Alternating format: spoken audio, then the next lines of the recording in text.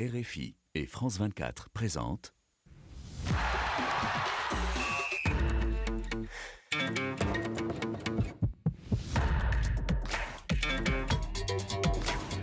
Radio Foot International, Annie Gasnier. Bonjour à tous et merci d'être au rendez-vous de ce Café des Sports. Ce sera, on avance dans l'été. Ça sera l'avant-dernier aujourd'hui. Il n'en restera plus qu'un avant la pause estivale à laquelle vous êtes évidemment tous habitués. N'oubliez pas, vous pouvez nous suivre grâce à France 24 en images et aussi grâce à YouTube et au Facebook Live. Et puis bien sûr, toujours évidemment la radio, votre petit poste radio où nous sommes présents. Les invités, ils sont présents eux aussi. Bonjour Rémi. Bonjour Annie et bonjour à tous mes amis catalans qui doivent accueillir bien évidemment Lamine Yamal ce soir dans un grand cortège. Mais sauf qu'on m'apprend à l'instant que la police vient de stopper Laporta qui était en train de voler un joueur qu'il n'a pas acheté. Donc pour l'instant, il est en observation au commissariat. Les inventions de Rémi. Bonjour Xavier. Bonjour Annie. Il va falloir rétablir quelques vérités dans cette émission. Heureusement, c'est l'IA. Le Café des Sports. C'est le clown de Rémi qui parlait et qui inventait une histoire pour commencer ce Café des Sports. Bon, vous êtes dans l'ambiance. Bonjour Yoro Mangara. Bonjour Annie, bonjour à tous. Merci d'être avec nous aujourd'hui. Et puis Frédéric, bien sûr, est là et il lit scrupuleusement ce que vous nous écrivez. Ça défile, c'est parti, les messages, YouTube, Facebook Live, comme vous voulez. Fodé Keita, salut Annie, salut à toute la team. Je vous salue depuis la Guinée-Conakry. On nous écoute, on nous regarde en Guinée-Conakry. Eh oui, on est en plusieurs dimensions et durant tout le week-end, on est en podcast. N'oubliez pas, vous pouvez nous réécouter ou nous revoir en replay. Au sommaire donc de cette émission et de nos débats, le mondial des clubs bien sûr qui avance vers les quarts de finale. Et demain, des affiches très européennes. Le PSG jouera sa place au Bayern Munich. Les champions d'Europe sont-ils ultra favoris? Et puis, le Real Madrid sera face au Borussia Dortmund. Les buteurs Kylian Mbappé et Serhou Guirassy face à face. Belle promesse de spectacle et nous ferons nos pronostics. Coup d'envoi de la CAN féminine demain au Maroc. Les Lionnes de l'Atlas ouvriront la compétition face aux Zambiennes et elles espèrent bousculer les favorites que sont les Sud-Africaines tenantes du titre ou les Nigérianes qui ont déjà remporté 11 des 14 trophées possibles sur le continent africain. Lamine Yamal, la petite merveille du Barça et de la Roja, un footballeur sérieux et admiré sur un terrain. Mais ses vacances un peu tapageuses entre le Brésil de Neymar et Ibiza, aux Baléares, et ses fêtes bien sûr, sèment le trouble en Espagne. Le jeune Catalan met-il sa carrière balbutiante en danger? Je suis sûre que ça va bien animer le débat aujourd'hui, ce thème. Rémi est déjà tout prêt. Il y aura aussi les cartons, les vôtres, les nôtres. Au générique de cette émission, David Finzel et Laurent Salerno qui m'ont aidé à préparer l'émission, alors que Yann Bourdelet et Steven Esli sont présents pour les moyens vidéo. Le Café des Sports, les débats sont ouverts. Welcome to a new adventure in international club football. Welcome to the 2025 FIFA Club World Cup. Alors jusqu'à présent, ils ont tenu leur rang, les Parisiens, leur rang de champions d'Europe, bien sûr. Malgré un petit bémol, on l'aura tous noté, cette défaillance face au Botafogo, l'équipe brésilienne de Rio, où ils avaient perdu au premier tour. Mais on se souvient surtout de leur 4-0 contre l'Atlético et puis ce 4-0 contre l'Inter Miami d'un certain Lionel Messi. Et voilà maintenant les Bavarois du Bayern, battus par le Benfica. Eux, ils avaient perdu avec une petite marge, pareil que pour Botafogo et le PSG. Mais par contre, ils avaient mis un retentissant 10-0 aux amateurs d'Auckland. Et ensuite, ils ont écarté la très bonne équipe brésilienne du Flamengo sur le score de 4-2. Ils joueront demain, eux, sans le roi Sané, qui a quitté le club en pleine compétition. Bon, voilà, son contrat s'arrêtait. La FIFA n'a pas pu quand même tout contrôler. Il est parti vers Galatasaray. Mais Vincent Kompany l'a déclaré. Il veut gagner contre une équipe championne d'Europe, la meilleure du moment pour l'instant. Alors, je vais vous poser d'abord cette question. Allez, Yoro, quel danger représente le Bayern Munich que représentent les Bavarois face au PSG et à cette confiance qu'ils affichent? En phase de championnat, déjà, ils s'étaient rencontrés lors de la dernière Ligue des Champions. Le Bayern avait gagné En 1 à phase 0. de poule, en Oui, fait, en phase de enfin championnat. Maintenant, ouais. ça s'appelle comme ça et il paraît que les poules n'existent plus. Ils avaient perdu 1 but à 0, mais ce n'est plus le même Paris Saint-Germain. Le PSG est devenu beaucoup plus fort, beaucoup plus sûr de lui. Il contrôle le ballon, il y a le pressing, il y a le contre-pressing. Moi, en tout cas, je ne vois pas une équipe bavaroise qui peut inquiéter le PSG sur ce match-là. Le Paris Saint-Germain est peut-être 4 fois plus fort que le Bayern actuel. Sur ce qu'on a vu, même dans le tournoi, le PSG est beaucoup plus fort. Le Bayern est souvent sur courant alternatif. Et puis, depuis qu'il est là, l'entraîneur belge. Xavier, pourtant, depuis les 7 mois, le Bayern aussi a acquis de la confiance. Bien Et sûr. ils ont retrouvé leur couronne de champion d'Allemagne qu'ils avaient perdue l'année dernière. Et ils ont acquis de la confiance avec Vincent Kompany. Exactement. Et je trouve Yoro Mangara bien optimiste en faveur du Paris Saint-Germain. Je pense que Il est peut-être un peu parisien. Oui, non, mais effectivement, le PSG est champion d'Europe. D'ailleurs, ils ne sont pas qualifiés pour ce mondial des clubs au titre de champion d'Europe. Il faut le rappeler. Ils sont qualifiés dans le cadre de l'indice UEFA. Mais bon, le Bayern, lui, est quand même un club qui a énormément de références. Quand vous voyez qu'ils se sont fait éliminer ric-rac par l'Inter, que l'Inter a pris 5-0 en finale contre le PSG, vous pouvez vous dire effectivement le PSG est supérieur. Mais en fait, on sait que l'Inter, ça a été un truc bizarre qu'ils arrivent en finale. Non, je ne suis pas d'accord. Mais si, donc, non, du pas coup, qu'ils arrivent en finale. La finale, Ils ont sorti le Bayern en quart, ils ont sorti Barcelone en demi. On en a déjà parlé. Barcelone, avec un arbitrage normal, ils n'auraient jamais été en finale. Mais donc, le PSG va se retrouver, je pense. Le PSG face au Bayern, je pense que c'est un vrai match. C'est peut-être la première affiche de ce mondial des clubs. Il aura fallu attendre les quarts de finale pour avoir une vraie rencontre avec un. C'est quoi une vraie rencontre pour vous? Une vraie rencontre de niveau mondial. Mais le mondial, ça ne veut pas dire que niveau mondial, ça veut dire qu'il y a des clubs du monde entier. Non, mais une équipe avec des équipes de très haut niveau. C'était un match spectaculaire, mais c'était pas un grand match, puisqu'on a une équipe Manchester City qui était là en préparation de sa prochaine saison, comme le Real et comme d'autres. Donc là, on a vraiment deux équipes qui sont sur la suite de leur saison qui s'achève, en fait. Et ils ont effectivement des ambitions pour montrer que c'est le meilleur club du monde. Donc je pense que c'est clairement l'affiche de ce mondial des clubs. Ce quart de finale, c'est peut-être un des rares matchs qui a un vrai intérêt. Peut-être que l'affiche, c'était Bayern-Flamengo, où au moins on avait des continents qui se croisent, parce qu'avoir toujours les Européens, on peut appeler ça mondial. C'était un bon match, mais le Bayern était quand même supérieur. Bon, Rémi, je crois qu'il y a pas mal d'arguments auxquels vous pouvez répondre, c'est pas mon rôle.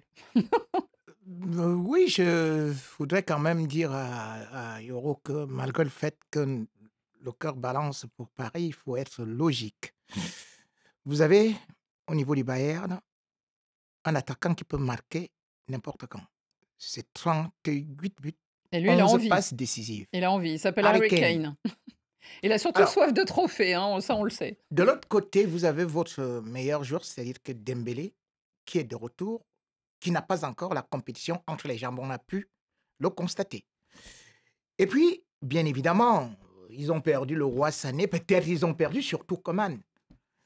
Je crois qu'il sera là pour ce match parce qu'il a repris. Il l'a repris, mais on n'est pas très sûr. Mais néanmoins, quand on essaie de regarder cette équipe du Bayern, elle peut faire très mal offensivement. C'est vrai que quand on regarde maintenant au niveau de ce qu'on peut appeler l'équilibre, le Paris Saint-Germain part favori. Mais je ne voudrais pas que vous me disiez que non, le Paris est très fort par rapport à ce Bayern. Bayern est très dangereux. Et aujourd'hui, ils ont des joueurs qui sont capables de faire mal. Peut-être, vous ne voyez pas Olysée. Olysée, c'est presque le niveau de Doué. C'est-à-dire que c'est quelqu'un qui non seulement fait des passes décisives, dribble, sait transpercer des défenses, sait déséquilibrer. Vous parlez depuis le début de non. Moi, je parle d'équipe. Le PSG est une équipe, elle est beaucoup plus redoutable, elle est beaucoup plus huilée. Vous voulez dire que le Bayern n'est pas une équipe? Le Bayern de cette saison... Ce n'est pas parce que le Bayern s'est fait éliminer par Inter. Il fallait voir ce match-là. Moi, j'étais au stade ce jour-là, j'étais à Munich, j'ai commenté ce match et je peux vous dire que l'Inter aurait pu battre le Bayern plus de 5 buts d'écart. Oh là là! J'étais au stade ce jour-là. Heureusement que tu me rassures, tu as vu ton ophtalmo. On n'a pas vu le même match. On n'a pas vu le même match. Tu as commencé avec ses lunettes. D'ordinaire, je ne suis pas d'accord avec Rémi Ngono, mais là, je me rapproche plus de Rémi Ngono. Dire que le PSG est 4 fois plus fort que le Bayern, là, je suis... Franchement, non. Ils sont peut-être une fois et demie, et encore, mais pas 4 fois. Un match qui était quand même de très bon niveau, si ce n'est pour Xavier de niveau mondial, mais c'était quand même face au Flamengo. Et le Bayern a montré qu'ils étaient une équipe, et qu'ils avaient réussi à dominer des joueurs de Flamengo qui ont mal commencé le match. Ils se sont pris 2-0 très rapidement, mais qui étaient quand même eux aussi sans doute les meilleurs des clubs brésiliens. Donc ils ont montré quelque chose. Frédéric, ce qui me semble intéressant, c'est que la Ligue des Champions que gagne le PSG, en finale c'est l'Inter, club italien, mais avant il y avait eu toute la série des clubs anglais. Du dernier match qu'il fallait ou quasiment gagner face à City, et puis derrière il y avait eu Arsenal, voilà. On a sorti Aston Villa, Liverpool. Mais tout ça pour dire que là c'est le Bayern, référence européenne, même si ça remonte à quelques années. La finale perdue de Ligue des Champions sous l'ère Covid à Lisbonne, c'était face au Bayern Munich avec le but de Coman. Et cette équipe dans les grands matchs, je ne parle pas des matchs de poule, souvent elle n'a pas vraiment réussi au Paris Saint-Germain. Donc ce sera intéressant de voir si le champion d'Europe, là, face à ce grand Bayern de Munich, qui est là aussi pour gagner la compète, sera en mesure de donner la réplique. Ah oui, ça, Vincent Kompany et les siens, et justement Harry Kane, ne cachent pas leurs intentions et leurs motivations. Et nos auditeurs non plus, peut-être il commente surtout le roi Sané qui n'a rien apporté, donc qui ne soit plus là, pas bien grave. Et puis c'est parti sur un débat vestimentaire, la robe d'Annie Gasnier, tissu africain, et ça y est, c'est parti. Yoro également, oui, je vous assure, c'est là, ça commence. Je vous crois. Oui, de temps en temps on va en Afrique, et de temps en temps, Yoro. Il y a donc cette équipe, on verra donc ce que donnera cette confrontation. Je vois qu'on n'est pas tout à fait d'accord, donc il y a un vrai suspense et ça sera très intéressant. Ça sera demain en fin d'après-midi, et puis dans la soirée, il y aura une autre confrontation, et ça sera entre les merengues et les jaunes et noirs.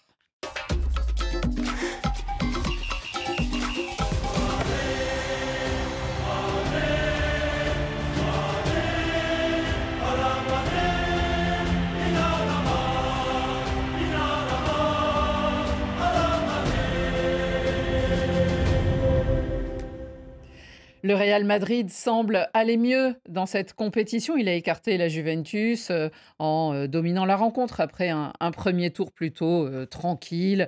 Le Borussia Dortmund, lui, avance un petit peu plus laborieusement, mais il est là avec son buteur vedette, le Guinéen Serhou Guirassy, et qui va se retrouver face à Kylian Mbappé. Rémi, est-ce que vous avez déjà soif de cette confrontation entre ces deux joueurs ? Oui, soif. Mais les deux n'ont pas la même palette, parce que Guirassy, c'est beaucoup face plus... À face. Oui, ils seront face à face. Guirassy est meilleur, ça. Pour l'instant, je crois que vous avez oublié que le meilleur buteur européen s'appelle Mbappé. Peut-être vous avez aussi oublié. Mais il est le meilleur co-buteur de la Ligue des Champions, Guirassy. Oui, donc aujourd'hui, quand on parle quand même de Kylian Mbappé, j'apprécie beaucoup Guirassy, mais vous savez très bien que même lorsqu'il fallait parler de ballon d'or africain, nous nous sommes retrouvés ici et puis on a choisi Lookman. Donc aujourd'hui, il est en progression, mais on ne peut pas le comparer à Mbappé qui est beaucoup plus complet. Et aujourd'hui, une chose est sûre, c'est que oui, il pèse beaucoup au niveau de la défense, et on a peut-être aussi vu comment est-ce que le Real a souffert avec ça, heureusement, avec des attaquants qui sont un peu robustes et qui font des remises. Dans cette défense à 3, il sera beaucoup plus important, Guirassy. Donc, j'ai dit, ce sera un match redoutable, dans la mesure où, quand on essaie aussi de voir quand même la nouvelle série, on se rend compte que les deux équipes n'ont pas perdu depuis le début de la compétition, même si le Dortmund ne joue pas un football aussi chatoyant que ça. C'est le Real qui joue un football chatoyant dans ce tournoi. Franchement, j'ai beaucoup dénigré le Real, mais il joue un football vraiment intéressant aujourd'hui. Avec Xabi Alonso. Beaucoup de transitions. Oui, ils ont marqué sur des transitions, mais franchement, ils ont archi dominé la Juventus. Ils auraient pu gagner 3-0, il n'y avait rien à dire. Ils créent quelque chose. Voilà, et franchement, qu'aurait dû peut-être créer Ancelotti, c'est-à-dire une entente, mais une entente entre Vinicius et Mbappé. Oui, alors ça, on l'a pas encore beaucoup vu. On l'a parce déjà que Mbappé, mais on l'a déjà un peu oui, vu. très peu, parce que Contre Mbappé a Flamengo. très peu joué.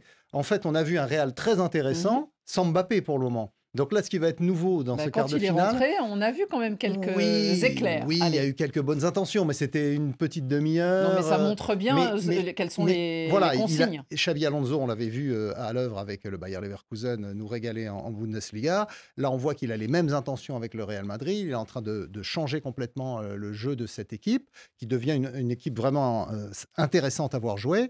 Et je pense que Dortmund aura beaucoup de mal, parce que Dortmund en face est arrivé là avec un peu de réussite. Contre les Mamelody Sundowns, ils gagnent 4-3, si je me souviens bien. Sincèrement, ils ont eu beaucoup de réussite. Là encore, il passe ric-rac. Je pense que le Real a déjà un pied en demi-finale. C'est la revanche de la finale de la Ligue des Champions d'il y a 1 an. 2 ans. Enfin, pas cette année, voilà, l'année dernière. On ne peut pas parler de ça dans la mesure où... non, mais Dortmund est toujours là quand même. Même si c'était ça, et entre-temps, il y a eu 2-0 et 5-2. De toutes les façons, il faut passer à l'époque du Néandertal pour retrouver la Giragol, Girassi, nous dit Robson, attention. Voilà. Donc, aujourd'hui, quand on essaie de regarder le Real a beaucoup plus d'atouts que vraiment Dortmund. Et quand on voit aussi, surtout la contenance, ce que Xabi Alonso produit, c'est très intéressant. C'est vrai quand même que là aussi, Dortmund connaît le système Xabi.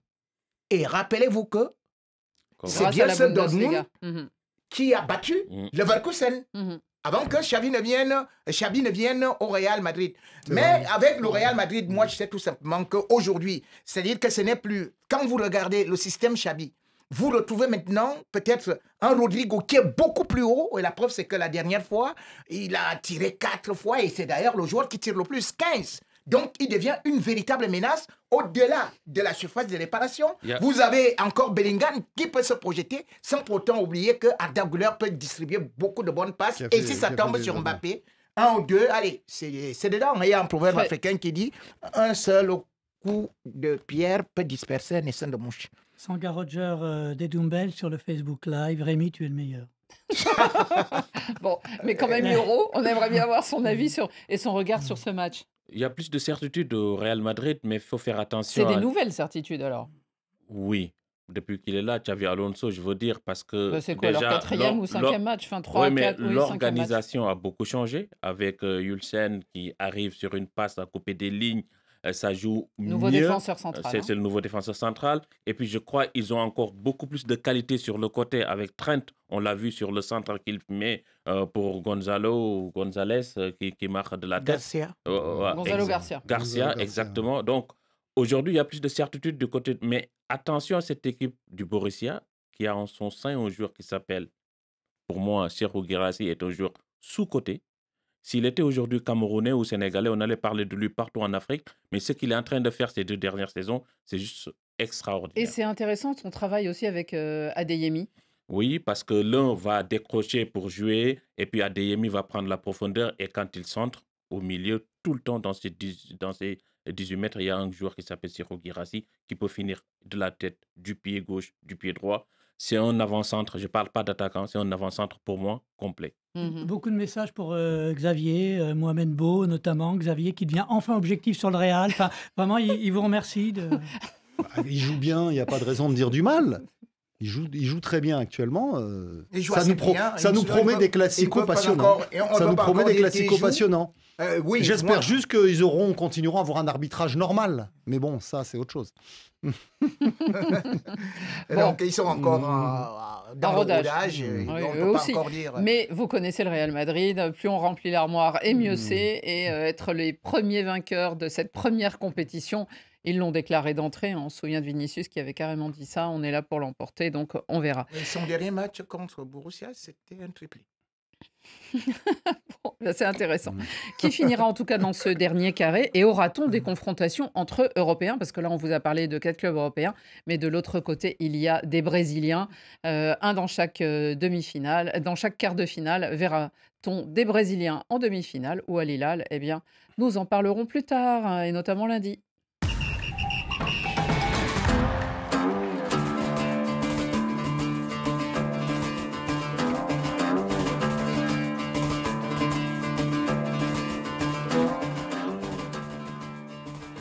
Le Maroc, place tournante, peut-on dire, du football ces prochains mois. Alors, avant la Coupe du Monde, qui est à l'horizon 2030, on a encore un peu le temps, avant la CAN masculine, qui se déroulera au cœur de l'hiver, eh bien, la Coupe d'Afrique des Nations féminines va débuter en terre marocaine, une fois encore, parce que la dernière fois, en 2022, c'était déjà au Maroc. Et ça sera donc dès demain. Alors, avec un nouveau trophée. J'imagine que certains d'entre vous l'ont vu, vous l'avez vu, Yoro. Ouais. Ce trophée avant était, on dirait un peu satellite, un peu indépendant, et puis tout d'un coup on a voulu en faire un qui ressemble beaucoup plus à la coupe féminine. C'est ça, c'est une nouvelle coupe. Et puis, il n'y a pas que le trophée, mais il y a également l'enveloppe qui va avec, qui est beaucoup plus conséquente. Ils ont doublé la 1 million récompense. pour l'équipe qui va gagner. C'est ça. Exactement, pour les vainqueurs. Et quant à la coupe, elle est sur un socle de marbre De blanc, marque blanc. mais elle est encore toute dorée. Elle est en tout cas très élégante et très jolie. Ceux qui nous regardent peuvent la voir derrière nous. Elle a été photographiée lorsqu'elle a été révélée au Maroc très récemment et elle est très élégante. Alors, le coup d'envoi sera donc donné à Rabat, une des 4 ou 5 villes hautes. 5 villes. C'est 5 villes hautes. Il y a Oujda, il y a Berkane, il y a Mohamedia Rabat, Casablanca. et Rabat Casablanca. Là, ça sera la rencontre Maroc-Zambie. Et les Lionnes de l'Atlas, emmenées par leur capitaine, Gislan Chebak, sont toutes griffes dehors, portées comme en 2022 par leur public à domicile, bien sûr. Mais elles étaient aussi finalistes de cette édition 2022 qu'elles ont perdue. Et elles ambitionnent donc d'être sacrées sur le toit de l'Afrique. Elles ont pour cela, d'ailleurs, elles ont changé d'entraîneur. Alors, elles ont acquis un entraîneur qui est resté un peu sulfureux du côté de l'Espagne, mais en tout cas, c'est l'entraîneur qui a porté les filles de la Roja au championnat du monde En 2023. C'est donc Jorge Vidal. Est-ce que c'est suffisant pour remporter un championnat, une CAF féminine? Pour l'instant, il ne fait pas mieux que Reynald Pedros, qui était aux manettes, puisque Pedros fait une finale de Coupe d'Afrique et il avait fait une très belle Coupe du Monde en 2023. Quand il arrive, il y a les Jeux Olympiques, c'est facile face à la Zambie. Elles se font éliminer par cette équipe zambienne parce qu'elles avaient perdu. Les Marocaines, les toujours. Marocaines, oui, elles ont perdu. Et donc, c'était la première tâche. Aujourd'hui, c'est vrai qu'elles vont vouloir gagner cette compétition. Mais pour l'instant, il ne fait pas mieux que son prédécesseur. C'est vrai que le Maroc investit énormément dans le football, que ce soit dans les infrastructures, que ce soit dans l'accueil des équipes africaines orphelines d'un stade qui soit agréé. Et puis, ils investissent aussi beaucoup, autant dans le sport féminin que masculin. Alors, autant, Absolument. pas en volume, mais en tout cas en intention. Il y a un plan, effectivement, qu'a présenté d'ailleurs le président Lekia il y a récemment. Aujourd'hui, les jeunes femmes qui veulent faire carrière dans le football, elles sont aidées financièrement. Et on sait que c'est un gros souci en Afrique, et pas qu'en Afrique d'ailleurs, pour les jeunes femmes qui veulent vivre du football, d'arriver à se professionnaliser, parce qu'il y a très peu de structures professionnelles. Il y en a aux États-Unis, il y en a en Europe, un petit peu maintenant en Arabie Saoudite ou au Mexique dans certains championnats émergents, mais notamment sur le continent africain, c'était très compliqué pour des jeunes femmes de pouvoir vivre du football. Et là, le Maroc est en train de mettre en place un système qui permet aux jeunes de grandir, d'avoir une petite rémunération du niveau du SMIC marocain, et ensuite de signer un contrat professionnel dans les clubs qui ont des sections féminines. Donc c'est une vraie politique avec renforcement des infrastructures. On donne les moyens aux jeunes femmes de progresser. Et je pense que c'est une voie très intéressante pour d'autres pays d'Afrique. Non, juste pour faire une petite incise, il faut rappeler que la CAN féminine, pendant des années, des décennies même, ça a été dominé par le Nigeria. Les Super Falcons, qui en ont gagné je ne sais plus combien d'affilée. Sur les 14, elles en ont gagné 11. Voilà. 11 sur Et 14. on a eu ensuite la Guinée équatoriale à 2 reprises. Et Aussi. les Sud-Africaines face aux Marocaines lors de Qui la- sont les la tenantes dernière, du titre. hein. Ouais. Les Sud-Africaines qui avaient perdu beaucoup de finales face aux Nigérianes. Dans les Ouais. En plus, éditions bon, précédentes. cette Coupe d'Afrique des Nations féminines, elle n'a pas une régularité exemplaire quand on regarde la liste des femmes qui ont gagné, des équipes qui ont gagné ces trophées. Mais peu importe. Rémi, on se souvient de celle au Cameroun, qui avait été une grande fête nationale. Rémi, par rapport aux ambitions du Maroc, il y a quand même d'autres équipes qui sont là. Alors, les Nigérianes, les Super Falcons, les Zambiennes aussi, qui étaient finalistes, très belle équipe. demi-finalistes la dernière fois. Et puis, il y a aussi les Marocaines qui aimeraient justement acquérir ce statut. Oui, Sud-africaine, nigériane, Maroc. Les Sud-Africaines ont gagné face quand même au Au Maroc. Chez lui. Et puis, je crois qu'il y a une équipe qui monte beaucoup et qui risque beaucoup de surprendre. Ce ne sera pas certainement l'Afrique du Sud. Ce sera, et c'est le piège du Maroc, c'est-à-dire la Zambie. C'est le match d'ouverture, hein, en plus. Parce que, Maroc-Zambie. Parce que quand vous avez Barbara Banda, meilleure joueuse en 2024, C'est ça. et d'ailleurs, je crois que c'est elle Des qui a eu Copper l'un des... Queens. Oui, avec un transfert qui est quand même allé à 540 000 $. Mm. Et à côté d'elle, vous avez Michelle Kananji, alors, qui elle aussi a fait un transfert de 860 000 $. Ces attaquantes jouent dans l'un des championnats les plus cotés, c'est-à-dire qu'aux États-Unis. Et d'ailleurs, Barbara Banda, aujourd'hui, a 8 buts en 13 matchs. Elle s'est rapidement adaptée. Elle est devenue très forte là-bas. Et l'équipe zambienne est celle qui fait les transitions les plus rapides, c'est-à-dire comme l'ancien Real. Ça va très vite. Parce que le Maroc, avec l'entraîneur espagnol, joue beaucoup plus la possession. C'est beaucoup de possession. C'est pour ça que je dis que... La même école. Oui, c'est la même école. C'est pour ça que je dis qu'on ne parle pas beaucoup de l'équipe zambienne qui, bien évidemment, avait été battue à domicile par le Maroc. 2-1, mais au retour, 1-0, on a vu 2-0. Elles auraient pu marquer 4. Oui, parce qu'il y a 2 occasions nettes de but. Enfin, c'est pour ça que je dis que quand je vois l'évolution du football féminin zambien, je trouve que sans autant de moyens que, par exemple, en Afrique du Sud, parce que l'Afrique du Sud, quand même, aussi met beaucoup de moyens dans le football féminin, je crois que aujourd'hui, vous voyez plutôt que c'est le Nigeria qui a beaucoup eu à se reposer sur 2 joueuses qui étaient des stars au choix là. Aujourd'hui, ce n'est plus le Nigeria. Le Nigeria finit en 4e position. Donc, c'est pour ça que je dis que la Zambie, il faut faire très attention avec cette équipe. Ça peut être la surprise. Ça va être intéressant, mais ce qu'évoque Rémi Ngono, c'est aussi l'évolution du football féminin. Pendant longtemps, mais c'était pareil en Europe ou dans les autres pays, vous aviez 2-3 bonnes joueuses et vous gagniez le match.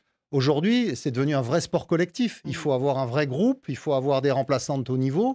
Deux filles de talent ne suffisent plus à faire la différence. Et on le voit avec ce qui se passe, parce qu'il y a aussi l'Euro actuellement qui vient de commencer en Europe. Ben, vous voyez que des équipes arrivent avec des vraies structures de jeu, avec des vraies joueuses, un vrai banc, et des staffs très professionnels. Ouais. Donc, alors, je ne connais pas assez bien la Zambie pour contredire Rémi Ngono, mais la tendance, c'est plutôt que des équipes cohérentes, avec un vrai effectif bien complet, des remplaçantes à peu près au niveau, comme le Maroc, comme l'Afrique du Sud, qui s'appuie sur un vivier. Comme le Sénégal. Oui, alors, le Sénégal. La Zambie, c'est alterné. C'est quoi? Oui, mais la Zambie, quand vous les voyez jouer, les Zambiennes, elles peuvent se reposer un instant. Après, elles montent, elles font un pressing très haut.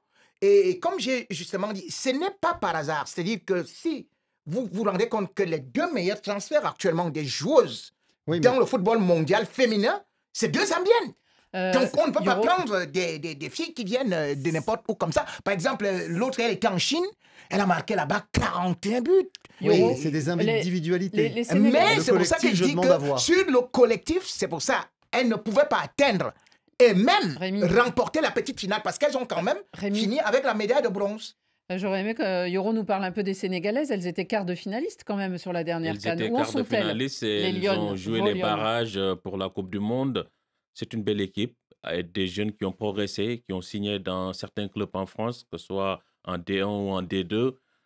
Il y a un entraîneur qui est là depuis presque plus de 4 ans également, qui essaie de travailler. Moussa Cissé, qui essaie de travailler. C'est une équipe jeune. On n'arrive pas pour l'instant à trouver un très bon gardien ou une gardienne, parce que je crois qu'on est un peu faible sur ce poste-là. Mais tout le reste, ça va. Moi, je vois facile cette équipe sénégalaise faire demi-finale. Non, j'ajouterais, il y a 2 nations qui ne sont pas là et dont on aurait aimé parler. La Côte d'Ivoire, on essaie de travailler pour la prochaine CAN et de se qualifier avec Reynal Pedros, qui est arrivé aux manettes. Et puis les Camerounaises, qui pendant longtemps faisaient partie des meilleures équipes africaines. Elles ont joué plusieurs Coupes du Monde, mais là, le Cameroun, foot féminin, depuis quelques années, ça va plus. Parce que c'est le Cameroun qui dominait le football francophone du côté des féminines. ces dernières années, c'est tout le temps les équipes anglaises. Vous le disiez, il y a des équipes féminines qui jouent un peu partout durant l'été. C'est le cas de l'Euro, donc avec les filles. Et la nuit dernière, eh bien, les super favorites que sont les Espagnols ont infligé une manita au Portugal. Et puis la Copa América féminine, elle commencera dans une semaine. Ça sera en Équateur. Ça se déroulera jusqu'au 2 août. Les Brésiliennes sont les tenantes du titre. Et Marta, malgré ses 39 ans, est toujours là. Elle a encore été sélectionnée dans l'équipe brésilienne. Allez, on continue. On va prendre un petit air de vacances. Ah. On part en vacances dans le sillage d'une jeune star.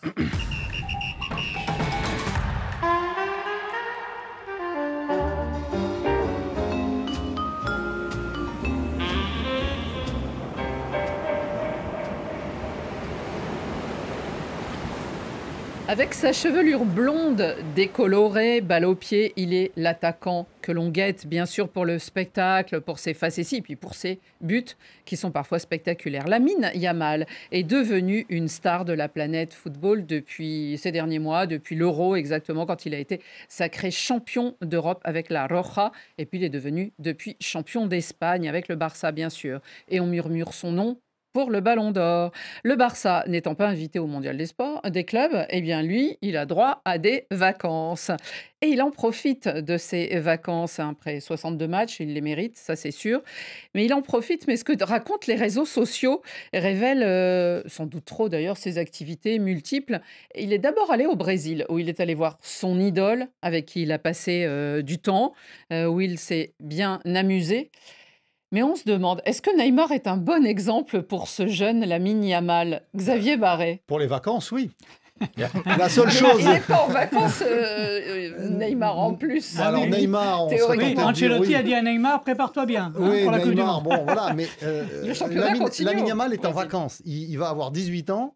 Il a 17. Oui, il va les avoir bientôt, ses 18 ans. Et c'est bien qu'il s'amuse. Voilà. Il est en vacances, il s'amuse, il se libère la tête. Et comme guide pour s'amuser, Neymar est parfait. Après, ça tombe bien, Neymar n'est plus à Barcelone. Il revient, il faudra qu'il se remette au boulot. Mais là, il est allé à Ibiza entre-temps. Oui, mais bon, c'est pas... Le problème, effectivement, à Barcelone, la crainte, elle est que Neymar, l'exemple de Neymar déteigne effectivement sur les jeunes. Et c'était déjà le cas avant avec Ronaldinho. D'ailleurs, quand Guardiola prend... Je crois un peu avec Romario encore avant. Romario encore avant. Quand Guardiola prend en main le Barça en 2008, il demande au président Laporta de virer Ronaldinho et Deco d'ailleurs, parce qu'il ne veut pas que Messi, effectivement, soit sous leur influence et qu'il se mette à sortir. Il veut qu'il reste concentré sur son travail. Du coup, ils ont mis Neymar. Donc, non, mais ils l'ont pris Neymar bien après. Je sais bien. Et Neymar, effectivement, au début, bon, il était très concentré, puis petit à petit, c'est devenu n'importe quoi. Donc, ils veulent pas que ça se reproduise, que cette influence sur Lamine Yamal soit néfaste pour les performances du jeune prodige. Mais Neymar, maintenant, n'est plus à Barcelone. Donc, on peut imaginer que Lamine Yamal n'ira pas voir Neymar toutes les semaines. C'est ce qu'il dit, c'est tellement Andy vrai. Flick, il est un peu inquiet quand même. Hein. Il a dit, bon, c'est bien de s'amuser, mais il faut aussi pas oublier qu'il a raison. Travail. Je lisais une interview de Thiago Motta qui disait que quand Messi commençait à éclore, déjà lui, Thiago Motta, à l'époque, il n'avait pas une hygiène de vie réglo. Il était tout le temps dehors avec Ronaldinho. Et il dit, tous les soirs, ils étaient avec Messi. À un moment donné, Messi ne le suivait plus. Et donc là, il a compris que ce garçon allait faire une carrière extraordinaire parce qu'il avait compris que le haut niveau ne rimait pas avec les sorties nocturnes. Et je crois qu'aujourd'hui, s'il est bien entouré, Lamine Yamal, il va aussi comprendre que Neymar n'est pas un bon exemple s'il veut aller très loin dans le sport. Rémi, est-ce qu'il faut s'inquiéter au vu de la carrière, bien sûr, au vu de ce qui est prometteur et de ce qui est balbutiant chez Lamine Yamal? C'est un peu parce que c'est le problème des réseaux sociaux, les influenceurs, voire surtout les influenceuses qui essayent d'inventer ou de raconter leurs histoires avec Lamine Yamal. Est-ce qu'il y a un vrai danger? Parce qu'en même temps, on se dit, ils jouent trop, il faut qu'ils aient droit à des vacances et ils y ont droit. Est-ce que c'est simplement le reflet des réseaux sociaux qui déforment un peu la vérité? Première des choses, voilà un mineur qui se retrouve seul partout, avec des femmes trop âgées, avec des hommes qui ont fait il est ceci et peut-être cela. bien accompagné Mais attendez, par un adulte Annie. de la famille. Non, oui, le problème c'est quoi? C'est que j'ai vu d'autres comme lui qui ont fait ça, les gens ont applaudi. Mais si Messi et Ronaldo continuent aujourd'hui, c'est parce qu'ils se sont sevrés de quelques plaisirs de la vie. Mais vous avez regardé, par exemple, Fabinho. Bien évidemment, on a dit que ceci et cela. Vous avez vu le Pato. Surtout Balotelli. Balotelli, à 15 ans, était déjà dans l'équipe première. Alors, qu'est-ce que ça a donné? Lorsque vous regardez, bien évidemment, les Patos, même Ansu Fati aujourd'hui, tellement on a lancé des fleurs sur lui, on a dit que c'est le nouveau Messi, on connaît aujourd'hui que maintenant on lui a demandé d'aller... Des problèmes de santé, lui, non? Les problèmes de santé viennent de l'hygiène de vie. Sans doute. Parce que justement, les blessures et consorts, cela émane de ça. Donc aujourd'hui, je constate que Edin, je vois que... mais Rémi, vous êtes inquiet pour Yamal? Je suis inquiet parce que, d'abord, il est un peu prétentieux, orgueilleux, les lunettes et tout et tout. Parce qu'on disait quelque chose.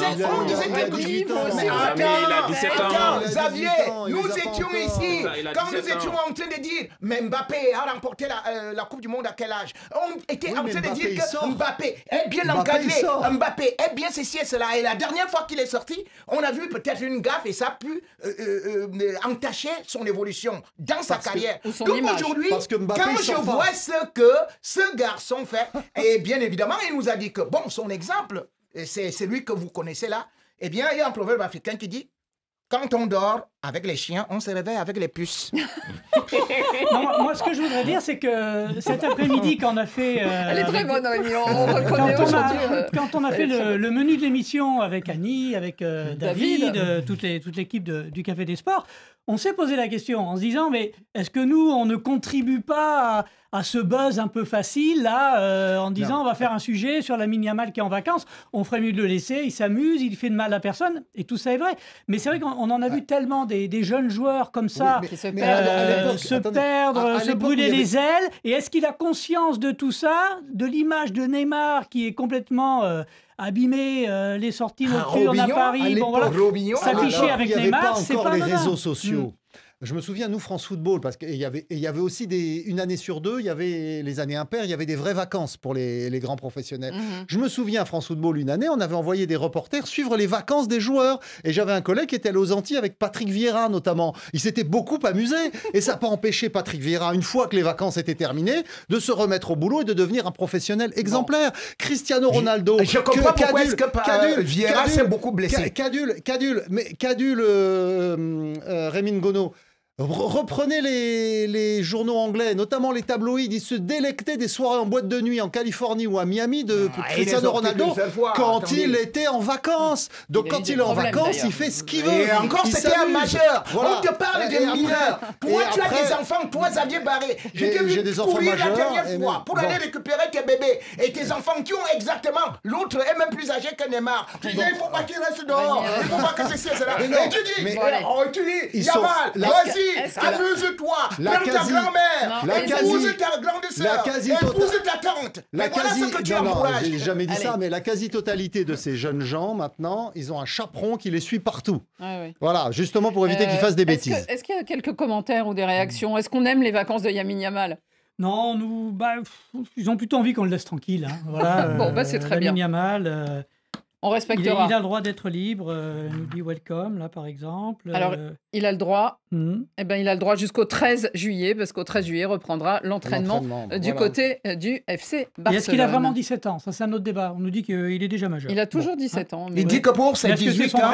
Il a 18 ans dans quelques jours. Et surtout, Annie, il y a quelque chose que j'ai été surpris. On dit que pour ses 18 ans, eh bien, ce sera une grande fête, sans caméra, sans appareil photo, sans téléphone. Mais ça me rappelle juste au Cameroun. Nous, chez nous, c'est interdit de filmer le président maintenant. Mais allez, le mariage de Sergio Ramos, c'est pareil, les téléphones étaient interdits. On passe à notre dernière session, qui s'appelle la session carton, bien sûr. Carton jaune. Un carton là. Qui sort un carton jaune. Ouh là là là là, carton rouge. Carton rouge. Dans la confusion. Carton vert. Extraordinaire. Rien à dire. Il aura 18 ans le 13 juillet, me dit-on. Donc ce voilà, c'est dans quelques jours, vous avez raison. Et justement, le 13 juillet, ça sera le jour de la reprise de l'entraînement. Allez, Les cartons, ils ont été sélectionnés par David Fizel. On en a reçu beaucoup au sujet de Diogo Jota. On n'a pas pu tous les sélectionner, bien sûr, mais on vous remercie de votre extrême sensibilité à ce sujet. Bonjour Radio Foot International, bonjour Madame Annie, à toute l'équipe. Moi c'est Georges, je vous appelle de Londres, supporter d'Arsenal. Le temps est beau aujourd'hui, ensoleillé. Et puis mon carton cette semaine, c'est carton blanc aux 3 disparus. Diogo Jota de Liverpool. Et puis son frère Andrea Silva. Et puis le légendaire gardien de but nigérian, Peter Rufai. Que leur âme repose en paix. Merci et puis bonne émission. Bonjour Radio Foot International, bonjour Rémi Ngolo, bonjour Annie Gasné, ainsi que bonjour Xavier Barré.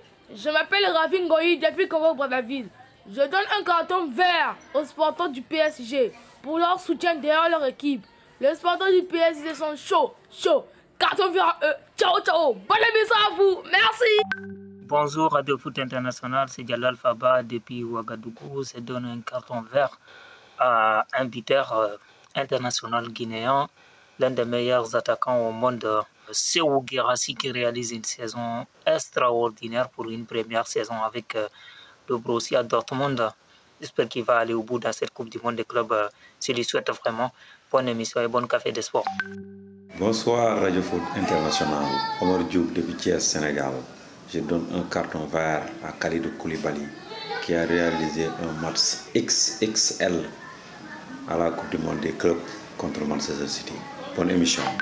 Bonjour Café des Sports, c'est Emmanuel Kane depuis Lomé Togo. J'aimerais donner un carton vert à nous tous qui sommes des fidèles auditeurs de cette belle émission qui est Radio Foot, qui est le Café des Sports. Et depuis quelque temps déjà, nous avons du mal à pouvoir suivre notre émission favorite dû à des situations que vous connaissez déjà. Et nous espérons que d'ici la reprise de la nouvelle saison, tout rentrera dans l'ordre et qu'on pourra reprendre cette routine qui est de suivre à 16h10 TU le Radio Foot, le Café des Sports. Merci à vous et bonne émission. Je suis Edo Courrier, franco-nigérian vivant au Canada.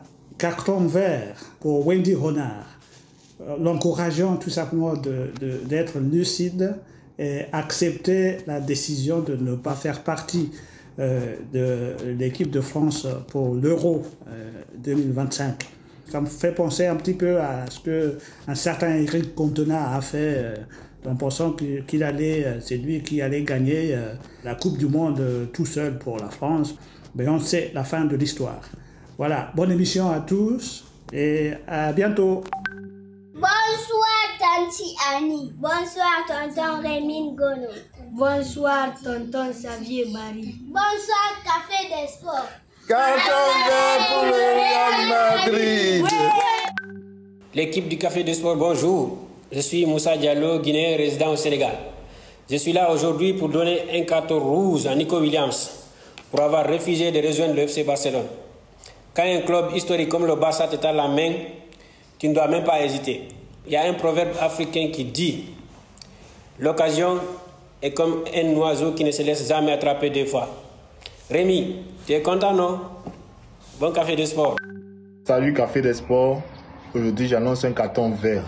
Carton vert à Rémi Ngono, Annie Gasnier et Xavier Barré. Franchement, depuis toutes ces années, vous êtes là, fidèle au poste, avec la même énergie, la même passion et surtout la bonne humeur. Rémi, avec tes proverbes africains, t'es un vrai griot du foot. Tu nous fais rire, tu nous fais réfléchir et tu fais toujours mouche même quand Xavier te cherche. Xavier, justement, t'es le roi des petites provocations bien placées. Toujours là pour allumer le feu avec élégance. Et Annie, c'est toi qui tiens le cap avec ta voix posée, ton charisme et cette autorité tranquille qu'on respecte tous. Vous êtes plus qu'un plateau télé. Vous êtes une équipe, une famille de passionnés. Et dans ce moment où une grande figure du football, emblème de Liverpool, nous a quittés, on se dit que rien n'est jamais acquis. Il faut dire merci tant que les gens sont là.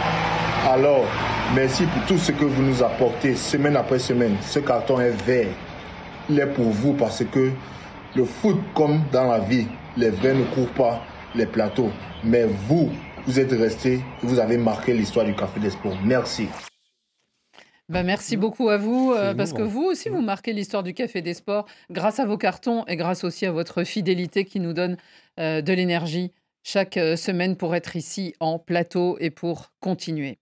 Avant de vous donner la parole, messieurs, nous, à Radio Foot, nous voulions exprimer tout notre soutien à notre confrère Christophe Glaise, journaliste spécialisé dans le football africain pour le magazine SoFoot. Il vient d'être condamné à 7 années de prison en Algérie pour son reportage sur la JS Kabylie et pour l'interview du président de ce club qui est par ailleurs responsable du mouvement de l'autodétermination de la Kabylie, classé depuis et après l'interview organisation terroriste par les autorités algériennes en 2021. Christophe Glaise est condamné pour apologie du terrorisme et possession de publications dans un but de propagande nuisant à l'intérêt national. Et vous allez l'entendre, sa maman, elle s'est exprimée hier soir sur France Télé et sa maman, Sylvie Godard, ne comprend pas.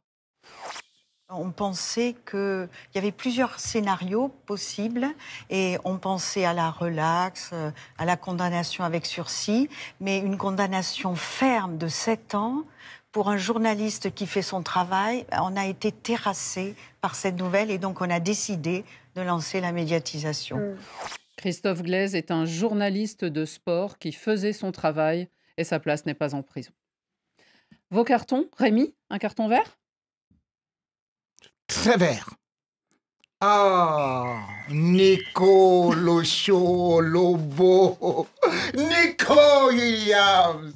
Mais c'est quel beau show. Oui, voilà Nico qui maintenant vient de dire que oui, Barça, je viens. Nico a pris la même valise que Yamal. Nico est déjà en train de signer son contrat. Voilà le manager de Nico qui vient d'atterrir au Camp Nou. Voilà le père de Nico qui vient de dire que Nico est né pour jouer au football à Barcelone. La mère de Nico, quand Nico était au ventre, disait que Nico disait tout simplement Barça, Barça, allez, Barça. Et en fin de compte, Nico reste avec son frère à Bilbao parce qu'il n'y a même pas un euro dans les caisses du Barça. Comme le dit un proverbe africain, quand la pauvreté frappe à la porte, l'amour sort par la fenêtre. Xavier Barret, votre carton. Vert, parce qu'il y a effectivement des joueurs qui signent des contrats de milliardaires, puis il y a tous ceux qui sont au chômage, notamment en France, à cause de la crise liée à l'absence de droits télé. Tous les joueurs en fin de contrat dans les clubs de Ligue 1, de Ligue 2 et même de National se retrouvent au chômage. Sur le site de l'UNFP, vous en avez 362 joueurs au chômage. 362, dont des Français, bien sûr, mais aussi des Africains, notamment des internationaux africains comme Thomas Fontaine, qui a joué pour Madagascar, Oukidja, le gardien algérien, ou encore Florentin Pogba, qui a joué pour la Guinée. Donc, bravo à l'UNFP qui organise des stages pour qu'ils continuent de s'entraîner dans de bonnes conditions pour espérer retrouver un contrat. Yoro. Mon carton, il est vert. Il est pour Abdoulaye Faye, un jeune Sénégalais formé à Djambar, qui signe au Bayer Leverkusen pour remplacer Jonathan Tah. Il est né dans le football. Son père était formateur à Djambar. Actuellement, il gère l'équipe U17. Il s'appelle Pape Faye.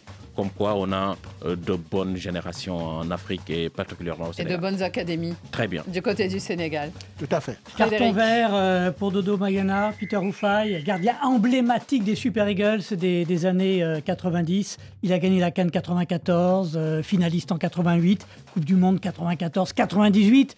La grande équipe du Nigeria de 98. C'était lui le gardien. Il s'est éteint à 61 ans. Et nous refermons ce Café des Sports sur cette session des cartons. Merci à tous de nous avoir suivis. Merci messieurs. Et on se donne rendez-vous la semaine prochaine. Il faudra qu'on soit là pour vous dire bonnes vacances à tous. Et on sera là encore pour parler football. Merci à tous. Bon week-end.